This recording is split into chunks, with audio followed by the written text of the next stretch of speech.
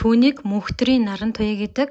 Сүүлд нэрээ наран туяа Нара болгож өөрчилсөн 1983 онд төрсөн 42 настай нөхөр 2 хүүхэдтэй хамт амьдардаг.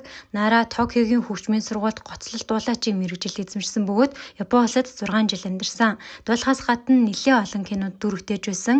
Сэлэнг аймгийн Мандал сумын Төнхөл Досхонд зөвгөө аж ахуйтай Ох Бал Бором гэдэг компанитай англи, япон хэлтэй.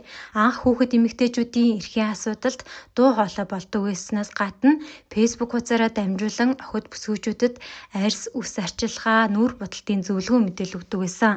2016, 2020, 2024 онд улсын хурлын сонгуульд нэр дэвшиж 2024 онд улсын хурлын гишүүн болсон.